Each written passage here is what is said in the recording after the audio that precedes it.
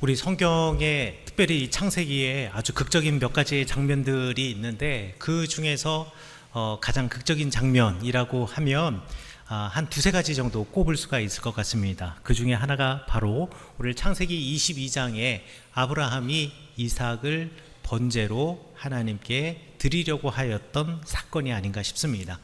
유대인들은 특별히 이 사건을 아케다라고 해서 따로 이름을 지어 놓을 정도로 이 사건은 정말 대단히 중요한 사건이었죠.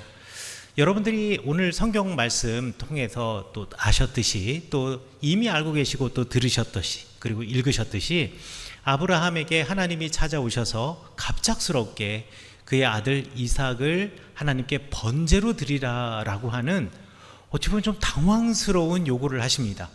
그리고 아브라함은 그 말씀에 순종하여서 이삭을 데리고 모리아 땅에 있는 한 산으로 가서 이 이삭을 하나님께 제물로 드리려고 할 때 하나님께서 급히 아브라함의 손을 붙잡으시고 그리고 아브라함의 믿음을 보시고 그 옆에 양을 준비해 놓으셔서 그 양으로 하나님께 예배를 드렸고 아브라함은 그 믿음을 하나님으로부터 확증받았다라고 하는 것이 우리가 알고 있는 창세기 22장의 내용입니다.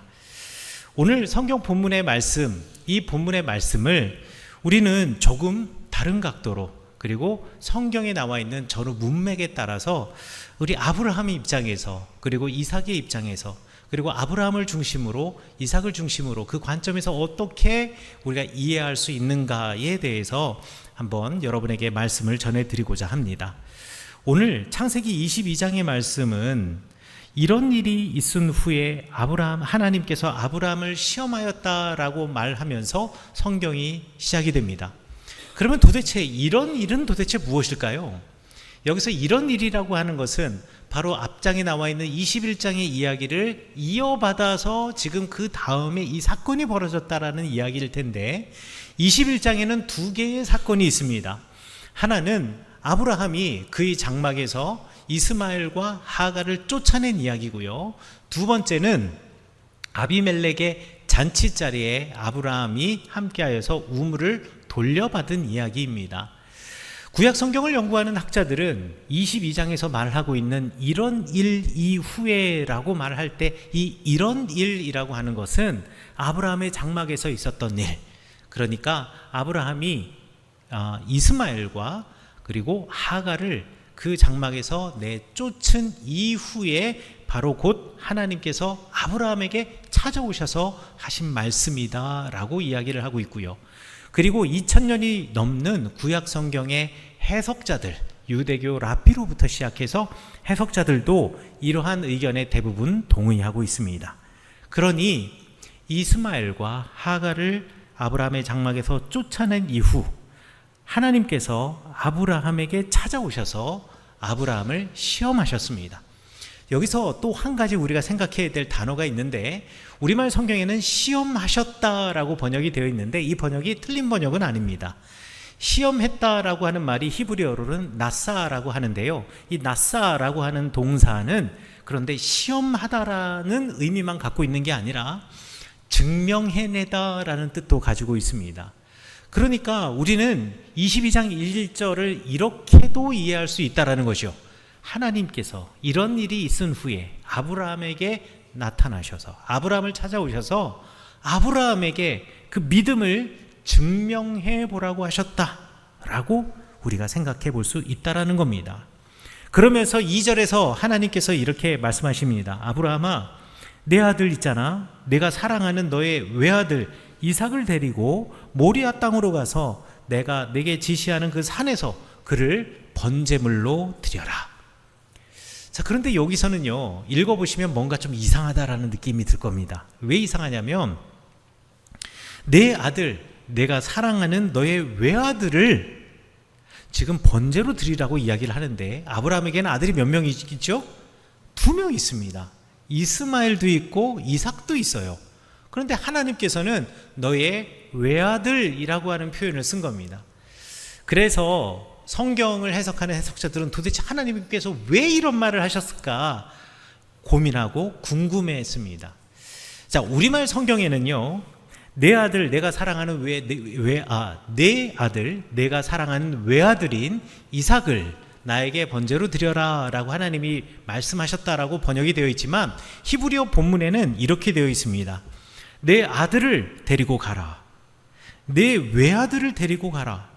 내가 사랑하는 그 아들을 데리고 가라. 그를 번제로 드려라. 이삭이다. 이렇게 번역이 되어 있습니다. 원래 이게 직역입니다. 그러면 왜 하나님께서 이런 말씀을 하셨을까요?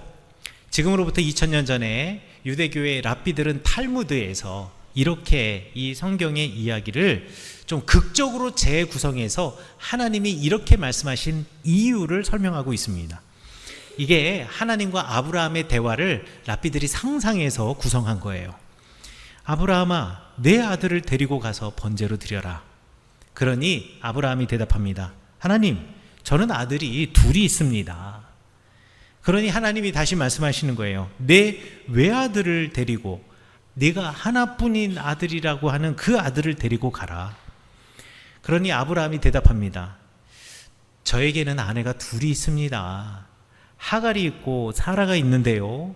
두 여인에게 각각 외아들인 그 두 여인에게 있어서는 외아들인 이스마엘과 이삭이 있습니다. 라고 아브라함이 말대꾸를 하죠. 그러니 하나님이 다시 이야기합니다. 내가 사랑하는 아들을 데리고 가라. 그러니 아브라함이 또 대답합니다. 하나님, 저는 둘 다 사랑합니다.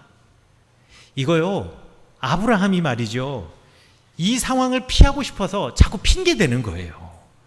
아들을 데리고 가서 번제로 바치라 그러니까 하나님이 누구를 말하는 건지 알 것 같아요. 왜요? 이미 이스마엘과 하갈은 내 장막에서 쫓아냈잖아요. 그리고 내가 정말 사랑하는 아들인 이삭이 내 장막에 있잖아요. 그 이삭을 바치는 게 너무 싫었던 거지요. 그래서 자꾸 핑계대면서 말을 하는 거예요. 그러니 하나님께서 마지막에 이렇게 대답하십니다. 이삭이다, 이삭. 내가 말하는 게 이삭이다. 아브라함이요, 이삭을 바치고 싶어 했을까요? 바치고 싶어 하지 않았을까요? 우리는 성경 공부 시간에 교회학교 다닐 때 아브라함이 기쁜 마음으로 이삭을 믿음을 가지고 바친 것처럼 우리가 배워왔지만 사실 히브리어의 뉘앙스를 잘 읽다 보면은요, 아브라함이 꼭 그랬던 것 같지는 않아요. 우리 5절 볼까요? 5절에서는 뭐라고 되어 있는지 아십니까? 아브라함이요, 이삭 데리고 또 하인들 데리고 뭐 번제할 뭐 나무 이런 거 다 준비하고 뭐 해가지고 그 모리아 땅으로 가서 이제 산에 오르기 전에 하인들과 나귀를 갖다가 이렇게 산 아래에다 두고 하인들에게 이렇게 아브라함이 말합니다. 얘들아, 나와 아이는 저기 가서 경배한 다음, 하나님께 경배한 다음 너에게 함께 돌아오겠다. 그러니까 여기서 기다려라. 아브라함이 뭐라 그랬다고요? 함께 돌아오겠다. 아브라함이 하나님 말씀 들었으면은요, 번제로 이삭을 그 산 위에서 드리고 돌아올 때는 혼자 돌아와야 돼요. 그런데 그 하인들에게 뭐라고 했냐면 함께 돌아오겠다 그래요. 이 말은 뭘까요? 내가 올라가긴 올라가는데 어떻게든 하나님께 때를 써서라도 얘는 살려서 돌아오겠다라는 마음이 이 안에 담겨 있는 겁니다. 아브라함이 그랬던 거예요. 그때 하나님께서 이 아브라함에게 정말 이 사건을 통해서 가르쳐 주고 싶었던 것이 있었습니다. 그게 뭐냐면요, 너에게 가장 소중한 존재인 아들을 내게 내어줄 수 있는가? 라는 문제이고, 두 번째는 너에게 도대체 나는 어떠한 존재인가? 라는 질문입니다. 누구를 제일 사랑하는가? 하나님이 아브라함의 믿음을 지금 증명해 보이라고 이야기를 하는 겁니다. 너 정말 믿음 있는 사람 맞니? 너 정말 믿음 있는 사람이라고 한다면 너에게 2명의 아들이 있는데, 너에게 2명의 아내가 있는데 어떻게 하갈과 이스마엘에게 네가 그럴 수가 있어? 그들을 광야로 내쫓으면 그들더러 어디를 가라는 거야? 너는 도대체 무슨 생각을 가지고 그렇게 내 아들과 내 아내를, 너의 아내를 광야로 보낼 수 있니? 너가 정말 사랑하는 사람은 누구니? 너는 정말 내 말을 듣기나 하고 있는 거니? 라고 지금 하나님이 이 사건을 통해서 아브라함에게 물어보시는 겁니다. 여러분, 부모님들은요, 항상 자녀들 때문에 무너집니다. 부모님들이 멀쩡한 사람들도요, 뭐 뉴스나 이런 데 보잖아요. 자녀 문제 앞에서 다 걸려 넘어져요. 왜요? 원래 부모님은 그런 존재예요. 부모들은 그런 존재예요. 제가 아내에게 물어봤습니다. 여보, 당신은 누굴 제일 사랑해? 제 대답은 기대하는 바는 당연히 저라고 생각을 해. 근데 아내가 대답을 하더라고요.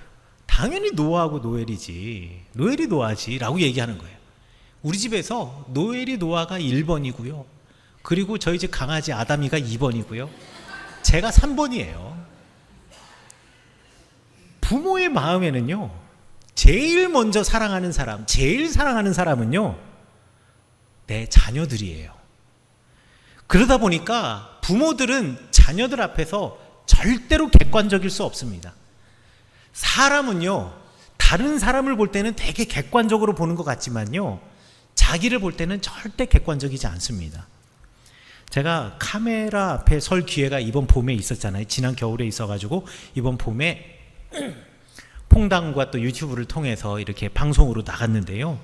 카메라 앞에 설 기회가 있었는데, 그때 이제 뭔가 옷을 준비해 가야 되잖아요. 옷을 5벌을 준비해 오라는 거예요. 왜냐하면 이틀에 걸쳐서 5회씩 찍는데 똑같은 옷을 찍을 수는 없잖아요. 그래서 5벌에 서로 다른 색깔의 셔츠를 입고 가가지고 계속 갈아입는 거예요. 그래서 준비해 가가지고 아침부터 저녁까지 5회씩 이렇게 찍는 겁니다. 찍는데요, 제가 가기 전에 얼마나 저를 또 단장하고 가야겠습니까? 제가 처음으로 카메라 앞에 서는 건데, 그래가지고요, 옷도 한번 보고요, 머리도 진짜 이쁘게 잘, 그때는 파마도 안 했어요. 생머리였거든요. 그래가지고 이쁘게 잘 내서 드라이 해가지고 볼륨도 살리고 막 해가지고 머리에 그날따라 뭐 왁스도 바르고요. 그리고 난 다음에 스프레이도 쫙 뿌려가지고 가가지고 제가 거울을 보면서, 거울에 비친 제 모습을 보면서 얼마나 흐뭇했는지 몰라요. 여러분들, 대부분의 남자는요, 자기 거울에 비친 자기의 모습을 보고 자기가 정말 잘생긴 줄 압니다. 대부분의 남자 다 그래요. 다 만족해요. 그래서 남자들이 주로 샤워하고 난 다음에 이제 아직 그 물기가 있는 상태에서 다 거울에 비치면서 이 머리에 적신 머리를 뒤로 쫙 올린 다음에 거울을 보면서 늘 잘생겼네. 여성은 또 반대죠. 항상 자기가 불만이에요. 참 하나님이 신기하게 사람을 창조하신 것 같아요. 그래서 저는 만족하고 갔습니다. 그런데 가니까 화장을 시켜주고요, 그 다음에 헤어 스타일리스트가 머리를 만져주는데 제가 머리에다가 왁스하고 스프레이를 엄청나게 많이 뿌린지라 빗질이 안 되는 거예요. 그러니까 스타일리스트가 그러더라고요. 그냥 하셔야겠어요, 목사님. 그래서 네, 알았습니다. 저는 만족하면서 했어요. 그리고 끝나고 난 다음에 녹화 끝나고 난 다음에 모니터링을 하면서 제가 저를 보는데요, 카메라가 이쪽에서도 있고 이쪽에서도 있고 정면에도 있고 저 위에도 있고 하는데요, 정면에서 찍었을 때는 그나마 좀 봐줄만 했는데 좌측 뒤측 위에서 찍는데요, 뒷머리는 꽉 찍혀 있고요, 옆머리는 어떻게 기생 오랩이라고 그러죠, 옆에 좀 이렇게 쫙 붙어 지나가고 있고요. 정말 마음에 안 들더라고요. 그러니까 내가 보는 모습이 그냥 나만 만족하는 거고 실제로 다른 사람들 보기에는 되게 거북한 거예요. 왜 아멘 하세요? 거북한 게 아멘이에요? 그리고 그 다음에 스타일리스트가 말하더라고요. 다음에 오실 때는 목사님 머리 아무것도 하지 마세요. 그래가지고 다음에 갈 때는 진짜 아무것도 안 하고 갔습니다. 그랬지만 거기서 뭐 드라이도 해주고 뭐 이렇게 고데기 같은 걸로 또 한번 돌려주고 그 다음에 뭐 뿌려주고 하는데요, 영 마음에 안 들어요. 머리도 좀 너무 푹실푹실한 것 같고 푹 떠 보이는 것 같고. 그런데 또 끝나고 모니터링을 하는데요, 근데 좀 낫더라고요. 그렇구나. 내가 나에 대해서 객관적일 수가 없구나. 부모들은요, 자기의 자녀들에게 객관적일 수 없어요. 우리 자녀들이 하는 말은 다 맞고요, 우리 자녀들은 뭔 짓을 해도 다 이뻐요. 우리 자녀들은 항상 옳아요. 이게 아브라함의 마음도 그랬던 거예요. 여러분, 왜 아브라함이 이스마엘하고 하갈을 쫓아냈습니까? 이삭하고 사라가 말했어요. 이스마엘 형이 저를 희롱해요. 저를 놀려요. 아니, 아브라함이 이 말을 듣고 나면 좀 생각을 해야 되는데, 이게 정말 맞는 말인지, 이게 이삭의 생각이 이삭만의 생각인지, 이게 사라만의 생각인 건지, 정말 그런지 이거 보아야 되는데요. 아브라함도요, 100살에 지금 낳은 아들이에요. 그리고 내가 처음 결혼했던, 나와 평생을 함께 했던 아내로부터 드디어 어렵게 난 아들이거든요. 그러니까 이 아들의 말을 그냥 그대로 믿고, 그 아들이 한 말에 우욱하는 마음으로 이스마엘과 하갈을 내보내버렸어요. 또 옆에서 득달같이 사라가 계속 잔소리하니 어쩔 수가 없었겠지요. 여러분, 모든 사랑이 숭고한 것은 아닙니다. 자녀를 향한 부모님의 사랑이 숭고하다, 아름답다라고 말하지만, 부모가 모든 자녀를 쏟아붓는 부모의 모든 사랑이 다 숭고한 것은 아니에요. 사랑에 눈이 멀어서 하나님을 잊어버린다면, 사랑에 눈이 멀어서 하나님의 마음을 읽지 못한다면, 오히려 우리가 자녀를 망치는 수가 있다라는 거죠. 여러분, 왜 그 텔레비전에 금쪽이 나오는 거, 오은영 박사님이 하는 거 있잖아요. 제가 오은영 박사님이 하는 얘기 중에 딱 하나 기억하고, 아직까지도 제가 기억하고 있는 제일 중요한 말이라고 생각하는 거 하나가 있어요. 그게 뭔지 아십니까? 아이에게 해야 될 제일 중요한 게 뭐냐면, 반드시 해야 할 것은 반드시 하게 가르치고, 반드시 하지 말아야 할 것은 반드시 하지 않게 가르치는 게 부모가 할 일이다라는 거예요. 그런데 부모가 그걸 못하거든요. 자녀를 너무 사랑하는지라 우리 아이가 하는 것은 다 옳고 다 맞고, 다 우리 아이를 세워주고 높여주고 노래해주고 칭찬해주길 바라거든요. 아브라함이 그랬습니다. 아브라함이 이삭을 향한 사랑이 바로 그렇게 눈먼 사랑이었던 거죠.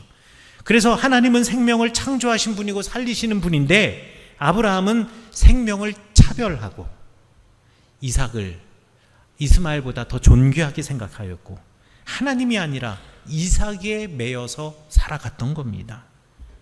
하나님께서 그런 아브라함을 찾아오셨죠. 그 이삭, 그리고 너의 그 외사랑, 그것 때문에 지금 이스마엘과 하갈을 보낸 아브라함, 너에게 도대체 나는 누구냐? 너에게 있어 믿음이라는 것은 무엇이고 신앙이라는 것은 무엇이냐? 그래서 1절에서 아브라함을 시험해 보셨다라고 하셨는데, 이렇게 이해하셔야 됩니다. 그래 아브라함아, 네 신앙과 나를 향한 너의 믿음을 증명해 봐라라는 거예요. 내가 내 아들을 나에게 바칠 수 있느냐? 내 믿음과 내 신앙을 증명해 보아라. 이삭에게 매여 사는 것이 아니라 하나님의 그림자처럼 하나님의 잇대어 살아가고 있느냐? 지금 하나님께서 아브라함에게 물어보시는 것이 바로 이 시험이었습니다. 이삭에게도 마찬가지입니다. 여러분, 이삭이요, 아브라함과 함께 모리아 땅에 이제 번제를 드리러 갑니다. 번제를 드리러 가는데, 분명히 번제를 드리기 위해서는요, 나무도 필요하고 그 다음에 양도 필요하거든요. 근데 집을 떠날 때 나무까지도 다 챙겨가고 뭐 했는데, 그래서 나귀에 싣고 했는데 양을 안 데리고 갔어요. 아마 가는 길에 중간에 어디서 양을 사시겠지, 흠없는 양을 사겠지, 뭐 이렇게 생각할 수도 있겠죠. 그런데 이제 제단을 세우고 거기다가 번제를 드려야 하는 산 아래까지 와서 나귀와 하인들은 그 아래 두고 아버지와 함께 지금 장작을 짊어지고, 그리고 아버지 아브라함은 그 손에 불과 칼을 들고 이삭과 함께 지금 그 산을 올라가는데 아직까지 양이 없어요. 여러분, 이삭이 아버지가 번제로 드리려면 생명을 피로 드리는 제사가 번제인데, 그러면 아버지는 제사를 드리는 사람이고 제물이 있어야 하는데, 여기에 피를 흘릴 생명이라고는 나밖에 없는데, 이삭은 내가 번제물이 될 거라고는 생각을 했을까요? 못했을까요? 눈치를 챘을까요? 못 챘을까요? 성경에는 안 나와 있지만 전 눈치챘을 거라고 생각해요. 이 사람의 직감이라는 거, 감이라는 거, 이거 진짜 무시 못 하거든요. 제가 19살에 저희 아버님이 돌아가셨습니다. 갑자기 교통사고로 돌아가셨거든요. 근데 그때 제가 아파서 집에서 누워있을 때였어요. 그런데 아파서 누워있고 약에 취해 있다 보니까 전화가 오거나 이러면 전화 받거나 이러지도 못하고 전화 소리도 안 들렸어요. 그런데 그날 아침에 오전에는요, 전화 소리가 너무 또렷하게 들리는 거예요. 그래서 전화를 제가 받았어요. 여보세요? 그런데 상대편 전화기에서 이렇게 말하는 겁니다. 네, 저는 영월경찰서의 아무개입니다. 거기 아무개 교감 선생님 집 맞나요? 라고 했는데요. 딱 그 말 했습니다.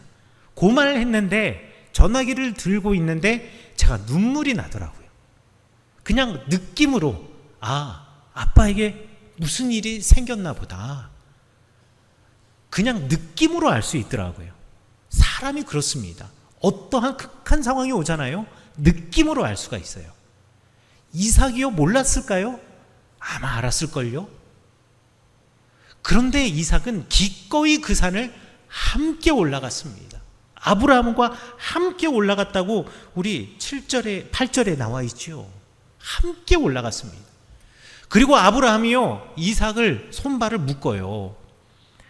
5절에 보면 이제 산에 올라갈 때 아브라함이 하인들에게 뭐라 그러냐면, 나와 이 아이가 지금 저기 올라가서 이제 제사를 드리겠다, 예배를 드리겠다라고 이야기를 하는데, 우리말 성경에는 아이라고 번역되어 있지만 원래 히브리어에는 아이라고 되어 있지 않고요, 나르라고 되어 있어요. 나르라고 하는 말은 무슨 뜻이냐면 건장한 청년이에요. 건장한 청년. 어떤 때는 이 나르라는 말이 용사, 군인을 가리키는 말이 되기도 하고요. 어떨 때는 이 나르는 이제 어린애가 아닌 청소년을 가리키는 말이기도 했습니다. 그래서 이 나르라고 하면 보통 15세 넘어서 그리고 전쟁에 나갈 만한 나이가 되는 모든 사람을 가리키는, 그런 남자를 가리키는 용어가 바로 나르예요. 그러니까 이삭은요, 지금 나르, 최소한 나이가 아무리 어려도 15살, 나이가 많았다 치면 또 성경의 주석가들마다, 해석자들마다 좀 다른데 어떤 사람은 30세, 37세를 이야기하는 사람도 있어요. 그러면 지금 이삭이 15세 내지는 37세예요. 지금 15세라고 해서 오늘날 15세 생각하시면 안 됩니다. 고대 사회에서 15세면은요, 이제 결혼할 날이에요. 그런데 아브라함은 몇 살인지 아세요? 아브라함이 이삭을 몇 살에 낳았죠? 100살에 낳았습니다. 그러면 이 당시 아브라함의 나이가 몇 살이라고 하냐면, 아무리 아브라함의 나이를 낮게 잡아도 115살이고요. 많이 잡으면 130살이 넘는 노구예요. 아브라함이 이삭을 번제로 드리겠노라고 하면서 이삭의 손과 발을 묶으려고 할 때 이삭이 아버지 왜 그러세요? 하고 이렇게 훅 밀잖아요. 아버지 뒤로 훅 넘어질걸요? 아니 100살이 넘은 노인이 무슨 힘이 있겠어요? 그런데 성경 말씀에 보면 정말 제물이 되어서 이삭이 손발이 묶여 제단 위에 누웠단 말이에요. 이거는요, 이삭이 기꺼이 내가 제물이 되겠다라는 자기 고백이 있는 거예요. 그러면 어떻게, 왜 이삭은 자기의 죽음을 이렇게 덤덤하게, 담담하게 받아들일 수 있었을까요? 성경에는 나와 있지 않지만 이런 일이 있은 후에, 그러니까 이스마엘과 하갈을 광야로 쫓아내버린 후에 곧 벌어진 일이다라고 하는 문맥에 비추어 보아서 이삭은 아마도요, 죽음 앞에 내팽겨쳐졌던 나의 형, 그리고 어머니 하갈을 기억하면서 이 죽음의 이 공포를 우리 형도 느꼈겠지. 이 죽음의 공포를 하갈 어머니도 느꼈겠지. 함께 공감하지 않았을까? 내가 죽어 마땅한 사람이구나. 내 말로, 나의 질투로, 내 생각으로 나의 형과 하갈 어머니를 내가 사지로 몰았구나. 아마 이삭은 회개의 마음으로 내가 죽음으로써라도 이 문제를 해결하고 싶고 갚고 싶다라는 마음으로 그 제단에 누워 있었을지도 모르겠습니다. 그래서 8절에서 아브라함 그리고 이삭 둘 다 장차 있을 비극을 알고 있으면서도 함께 계속 길을 걸어갈 수밖에 없었던 거지요.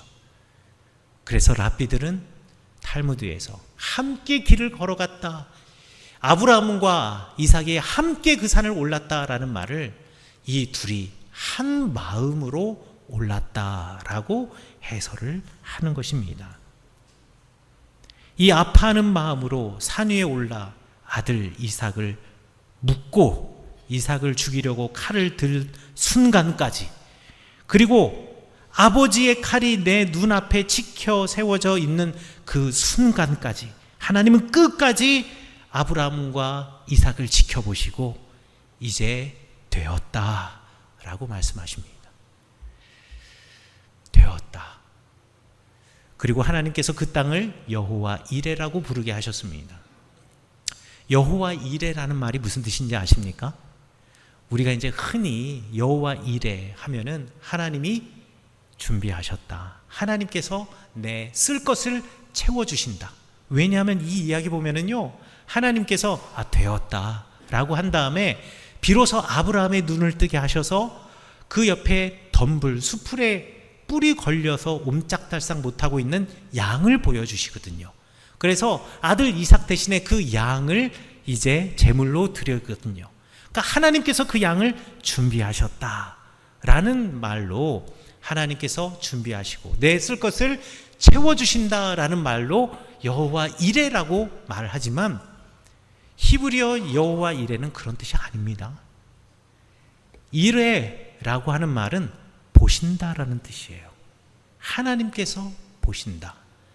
하나님께서 그 땅을 여호와 이레라고 부르는 것은요, 하나님이 그렇게 아브라함을 보셨고 이삭을 보셨고 그리고 이 성경 말씀을 읽고 있는 우리의 삶을 보신다라는 이야기입니다. 하나님은 아브라함에게 내가 무엇을 사랑하는지 그것을 보셨고, 그리고 하나님은 내가 생명을 살리는 일을 하는지 그것을 이삭을 통해서 보셨습니다. 그리고 오늘 우리에게도 하나님께서 지켜보신다라고 말씀하십니다. 무엇을 보신다고요? 내가 무엇을 사랑하는지, 그리고 내가 생명을 살리는 하나님의 그림자와 같은 인생을 살아가고 있는지를 우리 하나님께서 보신다라는 것입니다. 그러니 내 쓸 것을 준비하신다라는 이런 낭만적인 여호와의 이레가 아니라 어찌 보면 하나님의 위대한 선언과 같은 말이 여호와 이레였습니다. 사랑하는 성우교회 성도 여러분, 여러분은 누구를 사랑하시고 무엇을 사랑하시며 무엇이 기준이 되어 누구를 위해 살아가고 계십니까? 그리고 여러분들은 생명을 살리는 일에 관심이 있으십니까? 내 생명만이 아니라 모두를 살리는 일에 관심이 있으십니까? 아니면 나만 살기를 원하십니까? 여러분, 세상에 억울한 일이 왜 이렇게 많습니까? 나만을 보기 때문에 그렇습니다. 세상에 왜 이렇게 아픈 일들이 많습니까? 나만 보기 때문에 그렇습니다. 아브라함처럼 이삭만 보기 때문에, 아브라함처럼 내 식구만 보기 때문에, 내가 사랑하는 사람만 보기 때문에, 그리고 나만 보기 때문에. 이삭이 왜 그런 일을 했습니까? 왜 형을 그렇게 아버지에게 이르고, 그리고 아버지가 또 그 형에 대한 불같은 마음이 들게 했을까요? 이삭은 자기를 사랑하던 사람이었기 때문에 그래요. 어릴 때부터 아버지의 사랑을 받고 자랐으니, 특별한 사랑을 받고 자랐으니. 그러나 하나님께서는 그게 숭고한 사랑, 모든 사랑이 다 숭고하다라고 말하지 않습니다. 나뿐만 아니라 모두를 살리는, 생명을 살리는 사랑이야말로 진정한 숭고한 사랑이고, 그것이 바로 하나님의 형상을 따라 하나님의 그림자로 이 땅을 살아가는 사람의 마땅히 걸어가야 할 바이고, 그런 일을 하나님이 부르신다라는 것을 이제 하나님께서 이 여호와의 이레라는 말로 선언해 놓으시는 것입니다. 우리가 그렇게 모두를 사랑할 때, 나뿐만 아니라 그들을 사랑할 때 하나님은 우리의 눈을 뜨게 하셔서 양을 보게 하셨습니다. 여호와 이레의 하나님은 나만 보시는 것이 아니라 나에게 믿음을 증명하라고 말씀하시고, 믿음을 증명한 이에게 제3의 길을 보여주시는 분이십니다. 그러기에 우리 성은교회 성도들은 이러한 하나님의 형상을 쫓아 하나님의 눈을 가지고 세상을 바라보고 우리의 신앙을, 우리의 믿음을 하나님 앞에서 증명해 보이셔야 하겠습니다. 여러분은 누구를 사랑하십니까? 무엇을 우선 삼습니까? 무엇을 기준으로 삼습니까? 하나님을 기준 삼고 하나님을 사랑하시고, 그리고 무엇보다도 하나님이 사랑하시는 이 모든 생명을 사랑하셔서 그들을 품어주는 귀한 하나님의 사람, 그들을 사랑하는 사람, 그를 거두어 드릴 줄 아는 하나님의 사람, 그 번제단 위에 예수 그리스도와 함께 나는 죽고 그리고 다시 날마다 태어나시는 하나님의 사람 되시기를 간절히 축원합니다.